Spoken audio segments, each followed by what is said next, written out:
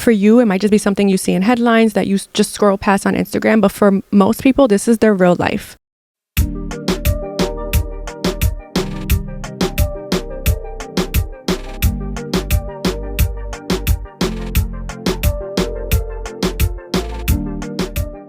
Welcome to the Chisme Corner. I'm your host, Rivera, your Latina amiga and go-to chismosa for all the chisme that actually matters. Latina motherhood, beauty, navigating life in our 30s, and keeping our mental health in check.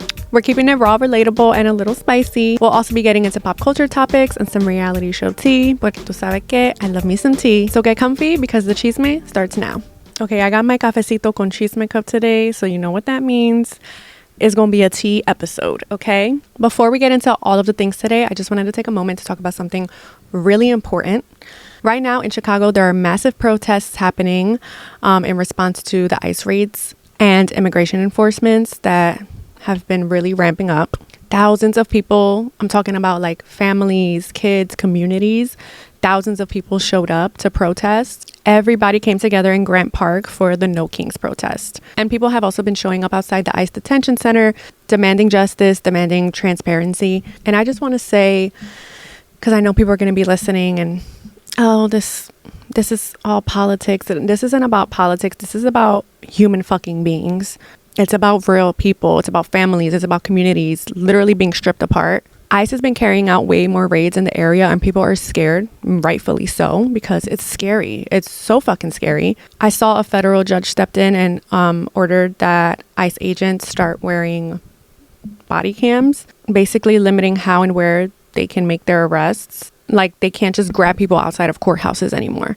And that right there tells you how serious this shit has gotten. And this hits deep because even if you haven't been directly affected by the ICE raids, I guarantee you know somebody who has.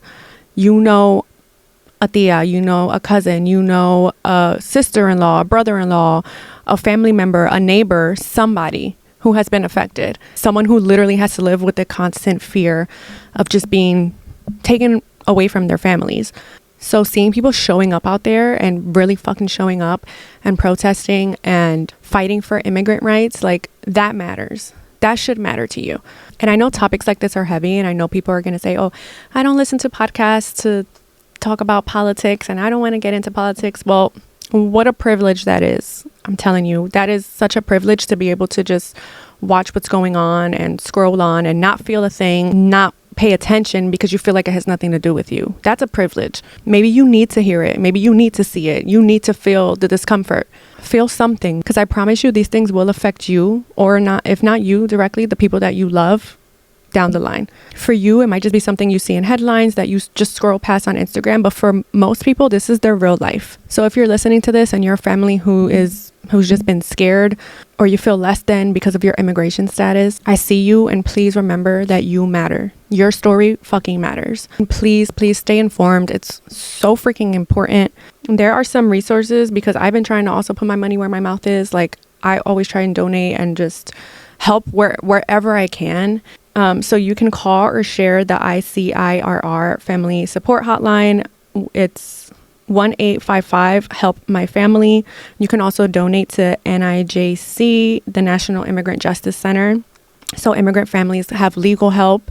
Or you can give to Refugee One, which is a nonprofit that serves newly arrived refugee families in Chicago. And they help with housing, they help with English language lessons, job finding, basic necessities that they need, like toothbrushes, shampoo, all of it. So every little bit helps. So yeah, I just wanted to give those resources and give anybody who's listening to this podcast that has been going through it with their families, or even if you live in Chicago and, you know, I can only imagine what you're feeling right now. I just want to say, we got you. We're here for you. And please stay informed, guys. Hopefully you guys will use the resources that I have given as well. Okay, guys. So I'm going to jump into it a little bit today. I had a lot of topics on here that I really wanted to talk about. I didn't get down to it last week because I was recording with Vivi, as you guys know. If you haven't listened, go listen to our episode. It was so much fun. It was amazing. Everyone loved the episode so much. So I'm so grateful that we did it. But please tell me you've watched the Ed Gein Yeah, I think it's Ed Gein, the story on Netflix. So the season of Monsters, so there's 3 seasons. So the first one started with Jeffrey Dahmer, and then the second one was about the Menendez brothers, and then this one is based on Ed Gein, which he was an infamous Wisconsin killer. He was a grave grabber, which is exactly what it sounds like. He was going into graves and taking bodies from the grave. And his crimes in the 1950s were deeply like influenced horror fiction and very much influenced by a lot of other movies you see, like Leatherface. What else was it? Like Silence of the Lambs. So Charlie Hunnam, I don't know how to pronounce half of these names, but you know who I'm talking about. He was from Sons of Anarchy. At least that's how I knew him from. It didn't hit me until I watched it and I was like, wait, he looks so familiar. And I was like, holy shit, this is the guy from Sons of Anarchy. And I was like, I never in a million years thought that he would play a role like this and play it well. Like, he's a good actor, trust me, but this whole series was so different from what he does. And I just think wow, like he needs to win all the awards because he did such an amazing job as Ed. And I just have so many thoughts. Like, I was watching the whole series and, you know, there's been a lot of discourse. There's been a lot of talk around it because it is crazy. And yeah, there's some funny parts, like the sinful cold cuts and just his voice in general and how he sounds, which people were saying that he didn't really sound like that in real life. So they don't know why he picked, you know, that specific voice to use for him. But I also think it was very strategic. I think they knew what they were doing when they filmed this series. I feel like they almost wanted us to empathize with Ed Gein and his story rather than the monster that he is. That's just how I feel. But it shows his relationship with his mother, Augusta, which she is like deeply religious. She absolutely polluted his mind with all this religious shit and saying that, you know, only a mother could ever love you, like only she could ever love him, and all women were sin. Like, this man, he just could not stand a chance since he was little, just living in that household. And he was a grown ass man still living with his mom and doing everything she said, listening to every little thing that she just ingrained into his mind. Like, he was definitely controlled by her and manipulated, like emotionally manipulated by her, abused by her. And I hate to say it, but like going into it, I was, you know, thinking I'm just gonna watch any other horror show, or I was just gonna, you know, it was just for fun or whatever. And I ended up really like, I felt sadness for him. Like, I just was so sad. And like, you really have to watch it. Like, the last episode really made me cry. And it almost feels weird to say that because, like, obviously you don't want to empathize with a monster, right? But I don't see it as like empathizing with him and his crimes and like the person he was then. I think it's like empathizing with the little child that he was and knowing like he didn't have to grow into this. Like, I don't know. It's just like empathizing for what could have been for him had he not gone through so much trauma and abuse and shit from his mother. Like, he just did not stand a chance. It was just so sad. And it made me question like whether monsters are born this way or just created, you know? Because when you take away the horror, when you take away all the terrible fucking things he did, because yes, he did terrible things. Like, he was skinning people, using their skin for furniture, and you know, there are things that I think were very much like fabricated in the series. Like, I was doing some research and they said that there was no necrophilia involved at all. Like, he did not have sex with any of the corpses, like any of the bodies that he dug up or anything, because apparently he couldn't stand the smell of them. So I don't know why they added all of that in there. I guess just shock factor.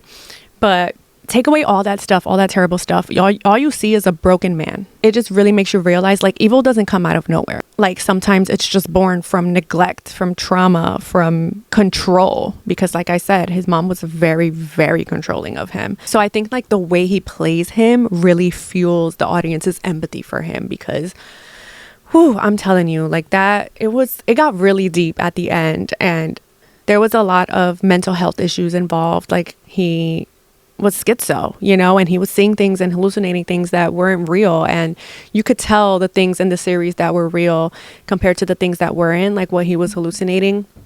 It became really apparent towards the end. And I actually had to watch the series twice because I wanted to go back and see, like, okay, was he hallucinating this or was this real? Like, you kind of want to go back and rewatch it because you feel like you miss things. And it really just makes you think. Like, it was really interesting, to say the least. Like, it was, I think out of all the series, the monster series they've done, that one was by far my favorite. And I know people will argue with me because obviously, like, the Jeffrey Dahmer one was amazing. And Evan Peters is fucking phenomenal. Like, I love him. I've literally just been rewatching American Horror Story, and I love all the characters he plays. Like, he makes you feel so much. But I just love, there was just something about this series that I was just like, wow, like, it was just really sad.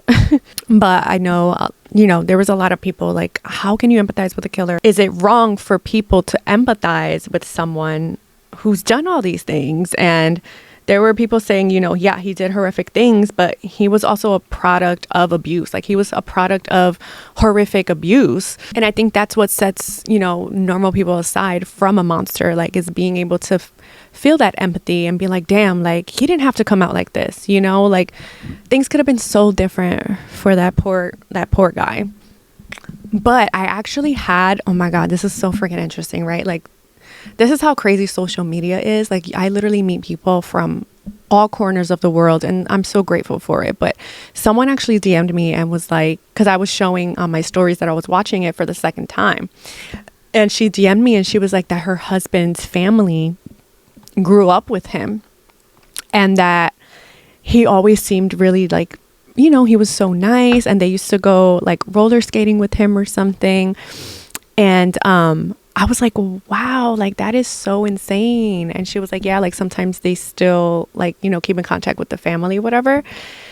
And I mean, who knows if this is true or not? Like, I'm not trying to call her a liar, but I don't know. I don't know this person from a can of paint, whatever. But that's just what she told me. And I asked her, I was like, so the relationship with Adeline, like, was it real? Because I'm rewatching it and I'm just like, did he make up this relationship in his mind that they were like actually a couple and like they were really together? Like, was that just him hallucinating and like wanting, like yearning for that? Or were they actually a couple? And she did tell me that it was like a lot of it was fabricated. So I was just like, oh my God, like, you just don't know what to believe. Like, it was just so crazy. But the fact that she like DM'd me and was like, yeah, like, my husband like knows his family and they used to like hang out with him and all this shit. And I was just like, what? Like, that's crazy to me. That is so fucking insane. But yeah, that is something that if you guys haven't watched, I would definitely say watch it. But trigger warning, because it is there's a lot going on. Like, I don't think I was prepared for like the amount of like, I was like grossed out so much throughout it. Like, I was just like, oh, like, just picturing like, I can't believe someone has done these things. Like, there's someone living around normal people in a normal life doing these crimes and like doing shit like this. So, and then I was also like, how was he constantly digging up these fucking bodies and like nobody was noticing? Like,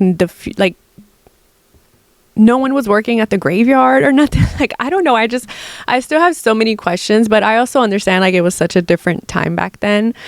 But yeah, so many questions unanswered. I've just been literally trying to look for stuff on the internet, and there's only so much that you can like believe on the internet. So I don't know. I guess we'll never know. So highly recommend that. And then we also, this is amazing because I love me some Selenas. I don't know if you guys heard, but there's a new documentary coming out, Selena y Los Dinos, A Family Legacy. And at first I was like, I was one of those people that was like, can we just like let her rest in peace? But then I also think like a lot of the people, like the new generations and stuff, like they don't know Selena the way we all grew up knowing Selena. So it is a beautiful thing to keep her legacy going. So that is a good thing, So yeah, part of me sometimes is like, yo, like, let this woman rest in peace. Like, she's a legend. We all know her. We all love her. But then it's like, no, like, you know what? No, her story needs to be told. Like, they need do as many fucking documentaries as you need to, because it just needs to be told to all future generations. But yeah, I'm really looking forward to this. It's coming out November 17th. So mark your calendars, because we're gonna be watching Selena's. I will do a whole party for this too. Like, I'm doing a party for the Bad Bunny Super Bowl. Yes, that's my Super Bowl. And I'm also gonna throw a party for Selena's, because I love me some Selena's. Like, who doesn't love them some Selena's? Okay, I'm Puerto Rican, but when I watch Selena, when I hear her music, I turn Mexican real fucking fast. Okay, like I love cumbia. Like I know how to do the washing machine. Like, girl, invite me to one of the carne asadas because I need more Mexican friends. I need more Mexican life in me. And it's funny because I don't know if you guys know this, but my dad married a Mexican woman. So when I was growing up, she always cooked like Mexican food and stuff like that. So she kind of like introduced me a lot to like the Mexican culture and stuff too. So for that, I'm really grateful. But yeah, I will always fucking ride for Selena and her family. But this originally debuted at the Sundance Film Festival on January 26th of this year. So I'm glad that they're bringing it to Netflix, and it's going to be basically a documentary, and it shows like the rise of Selena Quintanilla and her family brand, and it's using like footage of like it says hours and hours of footage. They're using hundreds of hours of never before seen personal archives from the family, and it features like interviews from family members and friends and the bandmates and stuff like that. So I'm actually really excited about that. Like, it's not just going to be somebody acting or portraying Selena. Like, it's actual footage and like interviews and things that they have. So like we'll be able to kind of see Selena in a different light too, because we've never seen this footage before. So I'm hoping that we get to see more of her as well. I'm really excited for that. So November 17th, y'all, Selena y Los Dinos. Okay, and I know you guys have probably seen this this cringe shit all over the internet. Kim K launched this bitch is crazy. Like, she's lost her medulla like completely. Kim K and her faux hair micro string thong was released on the Skims website. And of course I had to go and look, because at first when I saw it on my timeline, I was just like, this has to be a prank. And I was like, wait, but no, it's not April. Like, we're in the middle of freaking October. Like, what is this? What is this really? Like, what is this about? And yeah, it was real. Like, it was a real thing. I really thought that shit was like AI, or it was like not real at first when I was seeing it on my timeline, because they were zooming in so much on the hair, like on the thong. So it's like a thong. It's like a faux hair thong. Like, it's like for your freaking pussy to have hair. And I was just like, who wants this? Like, because I know whenever I know so many women that get waxed and get laser. Who is buying this? Like, who is the target audience for this? And they were all sold out. Like, I went on the website because I was like, nah, like, this gotta be a prank. Like, this has to be some fake shit, or I don't know, like people using this as like a Halloween costume. Like, what are people really turned on by this? Like, is this really like a cute thing? And it was like, yo, all of it was sold out, like every single size. And I'm like, no, she probably put like 10 pieces each on, because there's no way. Like, who is actually buying this? I need to know. If you bought this shit, please let me know, and I want to see it. Like, I need to see like it packaged up. Like, I need to see people actually getting it, and like, I guess not putting it on, but like, I don't know. Like, I don't even know what I'm looking for here, but I just know it was not that. Like, I was just like, what is going on with her? Like, what is going on up there? Usually she has some really good business ideas, but this one was just like a flop. Like, I could deal with I really liked the bra, like when she had the nipple piercings in the bras. I thought that was dope. Like, I that's something I would wear. I used to actually have my nipple pierced. I had one for fun. And I always said like I would like to get it again, but that was one of the piercings that I got that was like, it hurt the absolute most. So I always go back and forth with that. But I thought that was really cute. Like, I would rock a bra like that, but I will not rock a full-blown bush thong. I'm just not going there. Like, we could grow that organically ourselves, ladies. You know that, right? Like, I don't know. I was just so taken aback when I saw that. And I'm like, what is going on here? But that was really funny, and it was all over the place. And I was like, I got to talk about this shit, because what the hell was that? Like, what kind of life are we living here? Like, I don't even know what's going on anymore. Oh, I have something super, super exciting, because I don't know about y'all, but I was the ultimate Danity Kane fan. Like, when they were making the band and everything, that was my shit. Like, y'all can't fuck Diddy and everything he got going on, but back then that was the show. Like, that was the show to watch. Like, I was rooting for these girls hard. Like, I love me some Danity Kane. And recently I saw that they posted that they're going on tour, and it's called the Untold Chapter tour. And they're turning 20. Like, the group is turning 20, which is like, you guys aren't really turning. I mean, yeah, I guess you're turning 20, but I mean, they haven't been a group in how long? Like, it's been a really long time. But I was like, damn, 20 years of Danity Kane, like 20 years of me fucking bopping Showstopper, because that is my shit, bumping Damaged. Like, I still listen to all that stuff in the car. Like, Vivi is gonna know who Danity Kane is because they were them girls.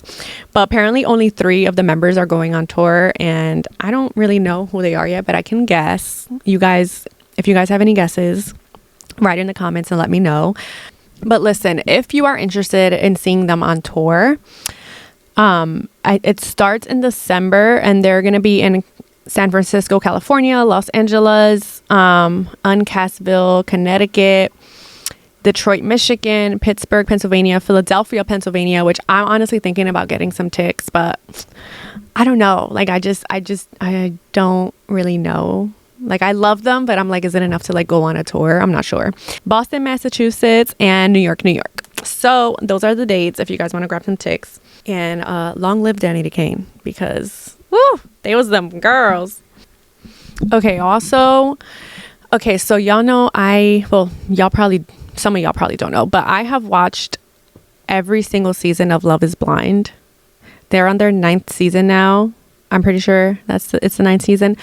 I've watched every single one. Like, I am a Love is Blind stan. Like, I have watched since the beginning. So I'm just committed to this show. Like, every time it comes out on Netflix, like, even if some of the seasons have like started to become such trash, like, it still makes for good TV, even though most of the people on there are like garbage. But I feel so dedicated to the show that I can't stop. Like, I have to watch every single season. So that's exactly what I've been doing. So this season takes place in Denver, Colorado. And what the fuck do y'all got going on in Denver, Colorado? Because wow, like, this season is trash again. Last season was like no better. And just wow. Like, if you guys have watched, we have to talk about this. Like, we need to have like a back and forth discussion. And I talked about this on my Instagram stories, but I'm trying to find a platform where we can all collectively come together to like talk and like chat and talk about the episodes, like the Chisme Corner episodes, like for this podcast, because I really want to form a community and stuff. Like, I want to be able to talk about, you know, like the episodes and talk to you guys and get to know you guys like as a community. So I'm looking into that right now and like trying to, you know, make something happen. So that we can have that and like discuss things like this, because I'm a reality TV junkie. Like, I love, and specifically for like Netflix shows, like if you ever see like new documentaries and new shows come out on Netflix, you immediately got to be like, oh, I know V watched that shit. Like, I am in my house Sundays. Like, Sundays are my days where I just chill. If I'm not cleaning, I am rotting on my couch just watching documentaries, watching any new shows that came out. I love me a good new show. Like, I see someone even recommends a documentary, or oh my god, this shit was crazy, I'm writing it down in my notes and I'm watching it later. But yeah, I wrote down some stuff about some of the couples, and I had some thoughts because they've gotten down. The new episodes actually come out today. I haven't watched like Who Gets Married or Not yet, which I have heard through the grapevine that nobody ends up getting married this season, which is insane. I don't think they've ever had a season where no one gets married, but I mean, no, I'm wrong. The last episodes come out tomorrow. So once I see that, maybe next week we can talk about like who gets married, who doesn't. But I've heard, like, because I'm telling you, these people have been on podcasts and like spilling tea, and I don't know, it's crazy to me, because shouldn't it be in their contract that they're not supposed to like go and talk about anything that's happened before like the last episode airs? Like, it kind of ruins it for everybody. Like, everyone kind of knows what's going on. Everyone is already catching on to who's together, who's not. So it's just like, what the hell? Like, why are y'all why are y'all doing this? But then it's also like, damn, we enjoy the tea because we're kind of getting caught up through like the episodes and stuff. Like we're able to know like what's actually happening. Like they're giving their take, they're giving their sides on it. And yeah, it's been really messy. Like this season has been really messy. So we'll start with Casey and Patrick. Patrick was the Asian guy and Casey was the white girl that, you know, obviously was like, oh, I've never dated Asian guys in my life. Immediately, I knew that relationship was not going to work out. I knew exactly how it played out in my mind was literally exactly what happened. Like it was insane. Like I played that shit out all by myself. But she went and told production like, oh, I just, you know, I don't know. I don't feel like the attraction is going to grow. Like she was telling production and they have her on camera saying exactly those words. Like the attraction's not going to grow. Like she clearly was not attracted to him. And then she meets him and she's basically telling him that she doesn't want to go to Mexico because you know how all the couples end up going on a vacation together, like for like a week, I think it is, or something, or a couple days. She didn't want to go to Baja with him. And she was just like, she was like hugging him, kissing him all over. Like I feel like she was trying to make it a point to him it wasn't the attraction. Like, that's not what it is. Like, I just don't want to go to Mexico. Like, how am I going to explain to my parents? Like, she started talking about her family, blah, blah, blah. Which it was like, bitch, she was just saying how like her boyfriend, like she had a boyfriend and he was telling her to go on like the dating show or something like that. And I was just like, that should have been a red flag for Patrick right there. Like I would have been like, nah, girl, you probably still with this man. Like if you're coming on a show because you were just in a relationship with someone said that you could go and do that. Like, I don't know. And I think I saw some stuff and apparently he was like on shows or he was like a reality star too. I don't know how true that is, but I was just like, it was just red flags all around. And you know, the crazy thing is he actually had another connection. Like, you know, sometimes you have like 2, sometimes 3 even different connections in there and you're trying to see like which one you really want to go with. So he had another connection, Anna, and she ended up leaving like the 3rd episode in. Like she just left, she just dipped, she didn't say shit to him, nothing, she didn't say bye to him or nothing. So I think he was originally going to pick Anna because I think they had a lot more in common, especially with their backgrounds. I'm pretty sure she was Asian as well, and I really thought that they would be like a really cute couple. But then she left, like she just left, and then, you know, he ended up just like was like, all right, like I guess I'm gonna see it through with Casey. But I think in his heart he knew like he didn't really want to do that. Like it felt so forced. Anna got a lot of backlash and about leaving, and she was just saying that she was getting pretty vulnerable, like she just got really scared. I don't know, I guess reality just really started to fucking hit the girl and she was like, no, I'm out, like I'm not doing this shit no more. And she wrote on her Instagram, she wrote this long post and she goes, hey everybody, this will probably be the last and only post about Love is Blind. With all of the online attention, daily DMs, hundreds of comments I have to delete daily, this isn't the attention I wanted by agreeing to participate in the experiment, which is like, girl, I know you've seen all these last seasons. Like, this is what happens. Like, social media plays a huge part in these shows. So, no, you can't tell me you didn't know, like, this would have happened, you know?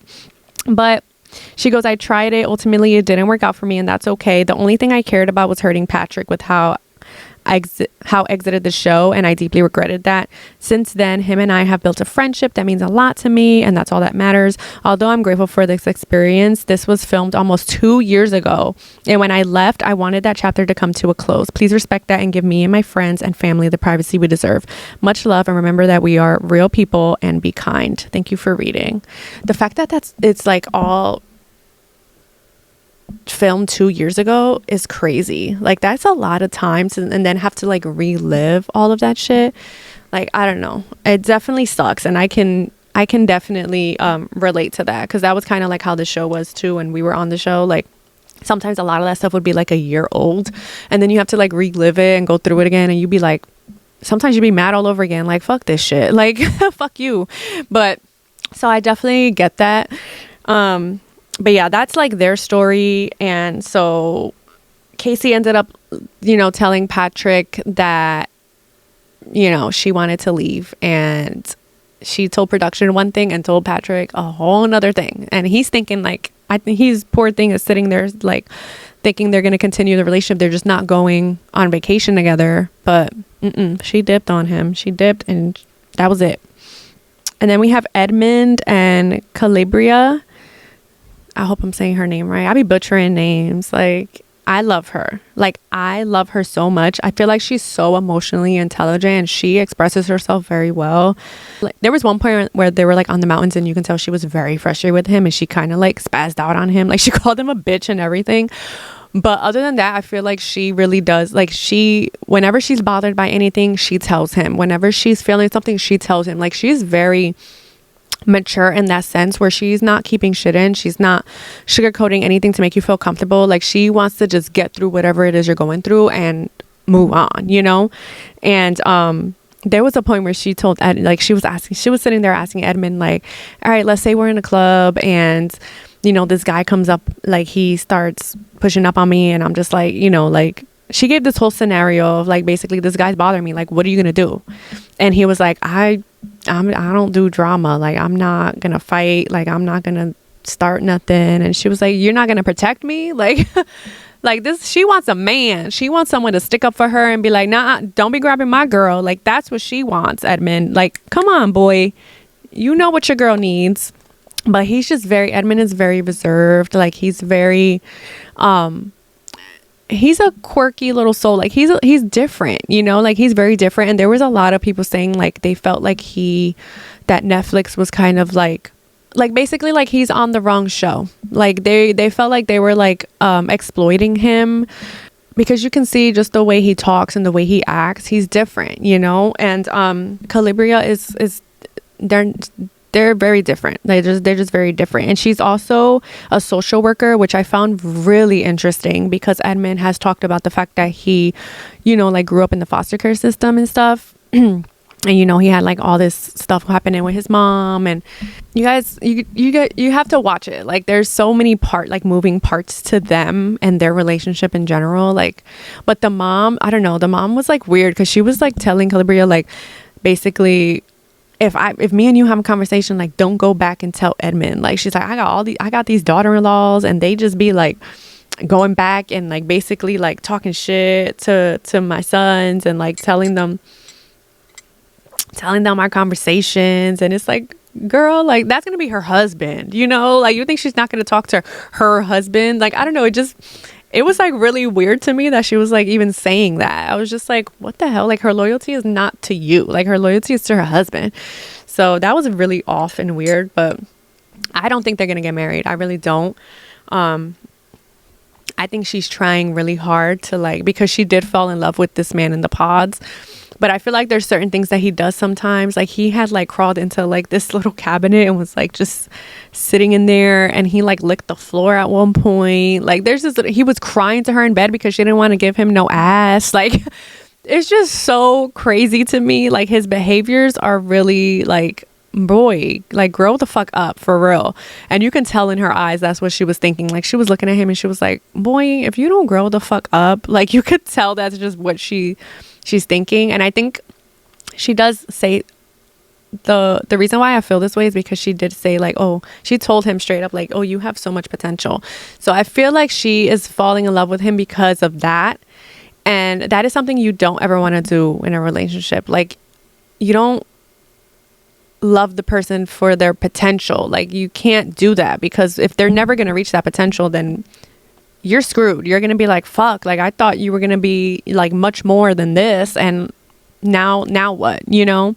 So you can't love someone based on like the potential you think they have. Like, it's just not, to me, that's just never going to work.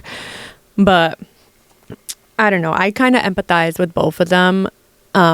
So that is just like a really weird relationship for me. I don't even know how to explain it. But and then we have Nick and Annie. Oh,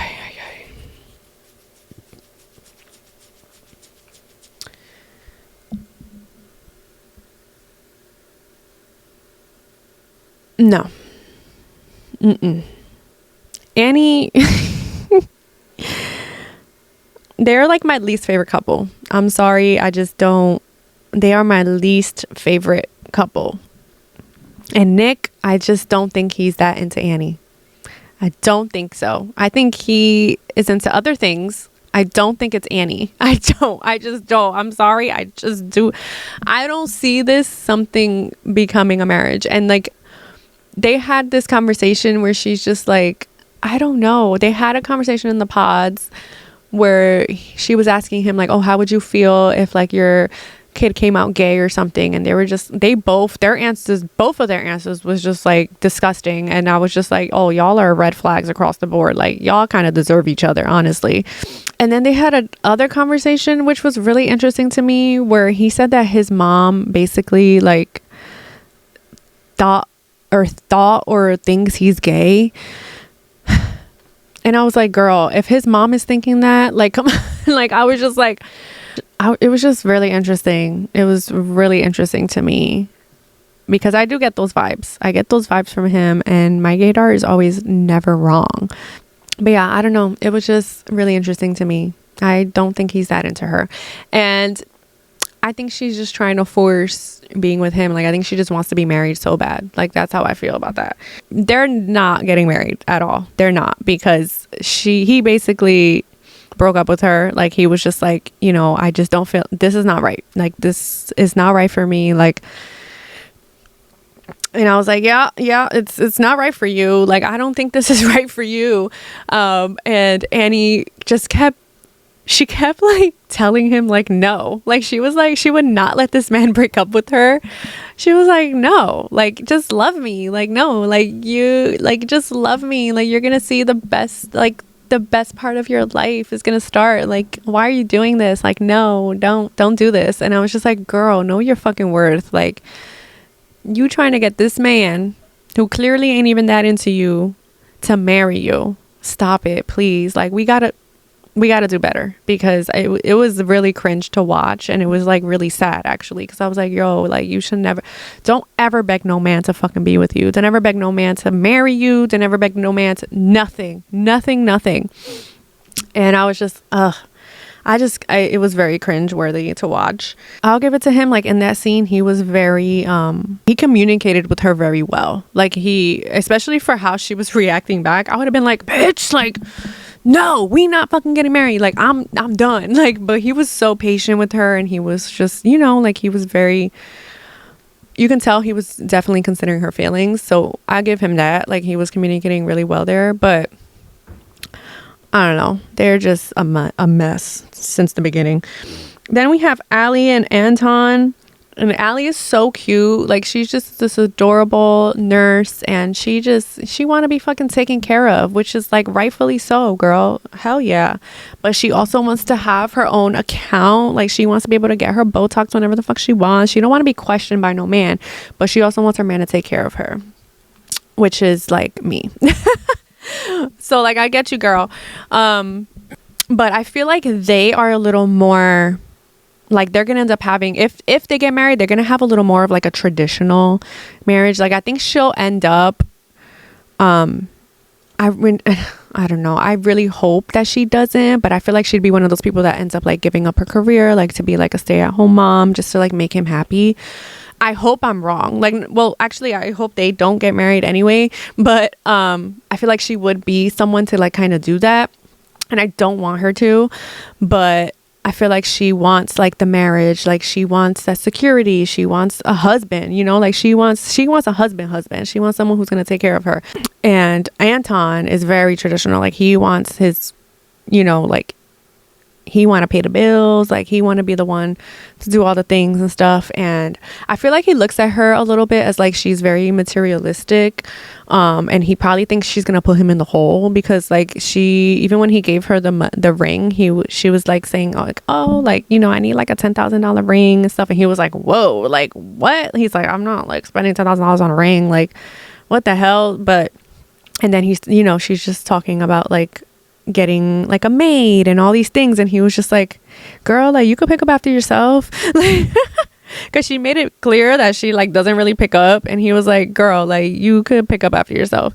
But I don't know, I feel like maybe they could work. Like, I think they're both kind of one and the same. Like, I think they probably could work out if they do get married. But she's very concerned about his drinking. Like, This shit was so funny because she was like, I think they had, there was like, I guess like a 12 pack or 12 packs apparently like in the refrigerator. And apparently like one of his friends came over, like his boy came over, and they were like drinking, and she was like, oh wait, he came into the apartment, like y'all was drinking in here? And he was like, nah, like he came like downstairs, we were like hanging out downstairs. I guess they have a rec room or something, I don't know. And so he was like, yeah, like, you know, we had a couple beers, whatever. And she's like, we just got those beers, like there's like nothing in the fridge basically, like it was something like that. But she was very concerned about how many beers were missing, and she was like, I only had like a couple. And she was like, but there's like a 12 pack in there, like there was a 12 pack or there was 12 packs. I don't really remember, so my bad. But basically the whole point is that she was upset because he was kind of acting like he didn't drink them shits. And she's like, bro, like who else is here? Like I didn't drink them, so I know you drank them. And she was already kind of having an issue with the fact that like so they have two totally different schedules. Like I guess he like works a lot like overnight, so when he gets home he's in the morning, like he'll get home in the morning and he's like drinking during the day because that's like his time to wind down, which is kind of like opposite for other people where they work in the morning and then they kind of wind down like for dinner, like you might have a glass of wine or like a beer, whatever.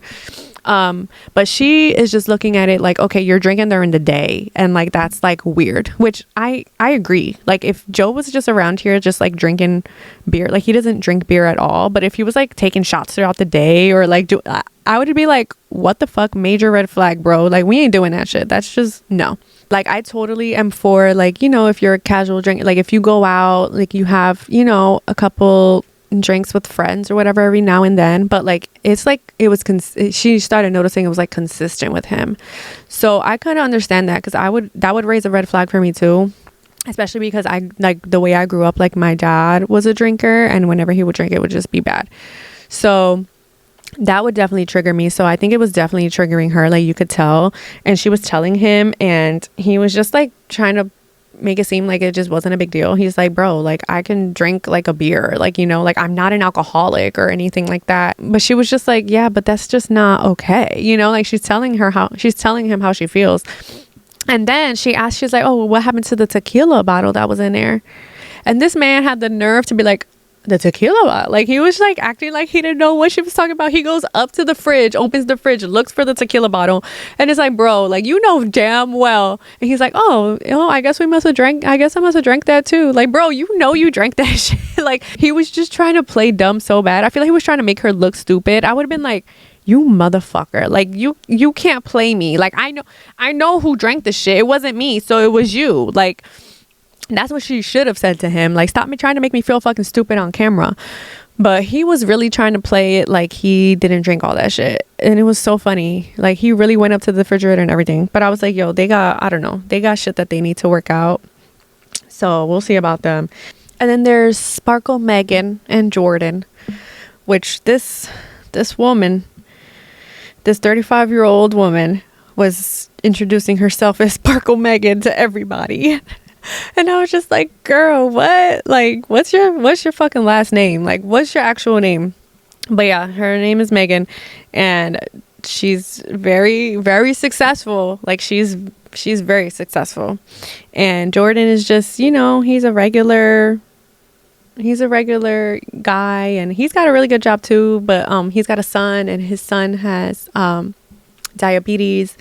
And that's something that she was able to relate to because her dad passed from it. So she felt like, you know, she actually had another connection in there too. But I think she was a little more pulled towards Jordan because he was like nothing she ever dated before. And she knew the other dude that she was talking to was like, first of all, I did not like his ass, so I'm glad she didn't pick him. I feel like he was trying to like throw jabs at Jordan all the time and like be like, nah, like pick me, like I'm what you need. Like we both entrepreneurs, like we both make money. Like he was trying to like lower Jordan and make it seem like he wasn't shit. But she ended up going with Jordan and they got engaged. And you know, I think they have two totally different lifestyles, like the way they live life, like a lot of that. Like I don't know, I kind of feel like they were the most normal ones this season, and I am like rooting for them. I want to see if they do get married, just because Jordan is very like you can tell he loves his fucking son. He's a single parent in his household, and just the way he talks about his son and everything, you can tell, like, I just feel like Megan would be a good fit for them. So I don't know. I hope they work out, but that man, like, is fucking weird. Like, he he did this thing where he, like, baked chicken and then he put it in a blender, put, like, water in it. It gets worse. And then he put a pack of Crystal Light in there, blended that shit up and drank it. And then got the nerve to have a little milk mustache. Like, ugh, like, oh my God, I wanted to throw up. Like, what are you doing? What is happening? And then she went and tried it. I was like, girl, like, are you dead ass? Like, there's things that you don't need to do with your partner. If they want to do some dumb shit, let them do some dumb shit. But I was just like, wow, like, that was crazy. Like, just eat the chicken. I don't know. I don't know what that was about. Yeah, they faced some challenges, and she was like mad that he was tired. Like, he's always tired, and she'd just be mad. She's like, why are you tired? Like, she's like, I want to, like, she's a very, you can tell she's like a very adventurous type of person. And the man is just tired. Like, he's got a different job than her. And I think he's very much like talking to people all the time, and that drains you. Like, I'm telling you, like, even after I do this podcast, I'm drained. Like, I don't want to talk to nobody for a couple hours because I'm here talking, not even just to myself. Like, I'm just talking in general, and also just talking to myself for like an hour, 2 hours. So I totally get him on that. And I'm like, girl, like, let the man be tired. Like, he's literally just like, girl, like, sometimes I just want to lay down and watch a movie and like just basically like shut the fuck up. Like, but I don't know. I feel like they're going to face some like lifestyle challenges if they get married, because she's very much like, she lives her life like she doesn't have a kid because she doesn't have a kid, you know? And like, I don't think she should have to give that up because of his lifestyle. But I guess we'll see how they can make that work. But yeah, I don't know. And then the last one we have is Joe and Madison. Oh my God. These two, I wish they never got together in the fucking first place. Like, they are tragic together. Like, Joe is he's just weird. Like, he's just a weird dude. And I was just like when they were, he kind of like got drunk at one of like their little events that they all had. Like, we were in there, they were all together, like this pool party type thing, like in Mexico. And he got like drunk, and he was like trying to kind of act like he wasn't drunk. And it was like, bro, you're drunk. And he was just, the way he was talking to her, and like, just like, she was like, are you okay? Like, what is going on? And like, he went back to the room to like take a nap. He woke up, he had like no idea where the fuck he was, or like, he looked at her like a stranger. Like, he was like, who the fuck are you? Like, you can tell he was just obliterated. Like, he definitely drank too much. He did have some funny moments though. Like, there were times where I was like, I hate this guy, but I would just die laughing at the shit that he would say, because I was just like, he's just an idiot. But I think she's way too good for him. And I know they definitely didn't get married, because he walked out during the when they were trying on the suits and stuff like that. And you know what's fucked up? Like, no one even told her that happened. Like, she was like, I had no idea that he like walked out. So I was just like, wow, like that's fucked up. And then yeah, he ended up like breaking up with her. And the sweet fucking amazing girl that Madison is, she was just like, you know, like, I don't regret this. Like, thank you, like, for going on this journey with me. Like, I would never have wanted to do it with anyone else. And meanwhile, like, you can tell on his face, like, he does not give a fuck. Like, you can tell he's just not that into her, which I don't know why. She's a bombshell. Like, she's so hot. And I feel like he could never truly express how he wanted to feel. Like, you can tell he was always beating around the bush and like didn't really want to truly express how he felt to her. Because he was putting up a facade. Like, you can tell when the people there are truly in it and they really love the person that they picked and they want to marry them, as opposed to the people who are just there for like TV, or they ended up like, you know, getting engaged and now they're just like, fuck, like, I gotta like pull through with this just for the show or something. Like, you can tell. So that's where we're at. And so Joe and Madison are no more. Casey and Patrick, no more. Who else? Nick and Annie, no more. So all we have left to see who gets married are Edmund and Calibria, Sparkle, Megan and Jordan, and Allie and Anton. So That's going to be interesting. I can't wait for tomorrow to come out. But yeah, guys, that's all the tea that I have on that. And that's a wrap on today's Chisme. But don't let the conversation stop here. Let's keep it going. And I promise I'm working on a platform where we can keep it going, where it's not just on YouTube or on Instagram DMs. But make sure you do subscribe on our YouTube, where you can watch the podcast every Thursday, and leave a review, and follow me at Beautify Me, and follow the podcast at the Chisme Corner. Until next time, guys, take care of yourselves. And remember, there's always room for more chisme here at the Chisme Corner. Bye.